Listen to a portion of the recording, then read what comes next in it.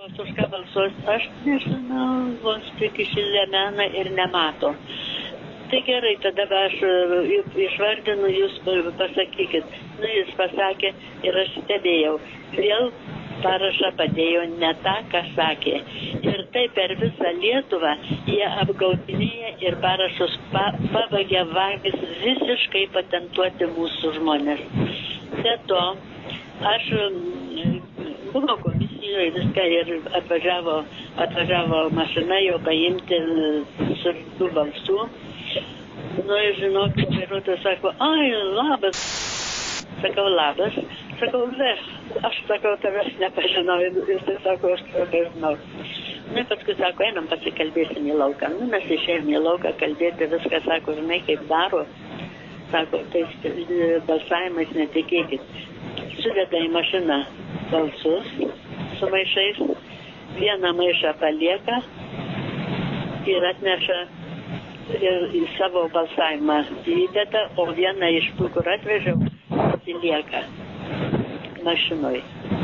Tai sako, tai vat kaip turi būti atstovai ir visą laiką iš tų partijų nepaleisti iš akių iki balsavimo pabaigos.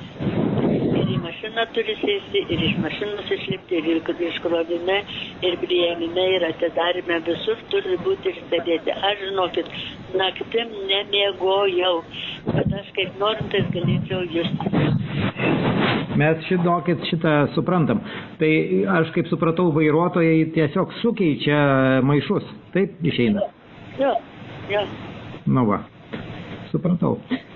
Sukeičia ir vienu žodžiu, ir pas invalidus į ligoninės, kaip eina pas tokius turėtų neiti, nes jie nemato, negirdi ir jie padeda pirštą, kad nors biškai pasirašytų ir viskas. Aš supratau. Kitus irgi apgaudinėja. Taip, mes balsavimą paštu ir tą išankstinį suprantam, kad ten yra labai daug bėdų ir užsienyje irgi labai daug bėdų. Ir mūsų stebėtojų yra pakankamai nedaug. Partinių stebėtojų yra daug, bet jie panašu, kad jie nieko neveikia. Jiems viskas yra gerai. Tai va tokį Lietuvą ir turim. Dieve, sakau, parduota Lietuva jau senai, tik milijonus jie gavo iki šiandien, tai dabar dar reikia palaukti kelis metus, kada jau būsim kolonija.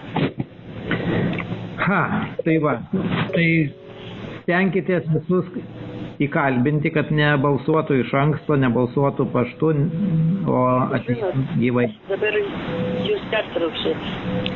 Mes name buvom kaip viena šeima, o dabar 45 būdų. Vienu žodžiu, vienas kito nepažįstam. Ir nei su kuo negali pakalbėti, nei patarti, nei paklausti, nieko. Visiškai svetimi nepažįstam. Ir nieko, aš kai einu gatvę, tai dar gatvę kažkaip moteriškiau, jeigu ne, tai ne. Aš pati esu iš mano senelis, prosenelis, tėtis, buvęs Lietuvos laikų valdininkai. Aš einu už Lietuvą, tiesiog galiu numirti už Lietuvą. Man Lietuva yra brangiausia iš visų pasaulyje. Taip. Nu ką. Tai viskas, ką norėjau. Gerai, dėkui labai. Prašau, sėkmės. Ačiū. Dėkit ir saugokit mūsų brangiąją gražiausiąją. Stengiamės. Viso. Jums irgi.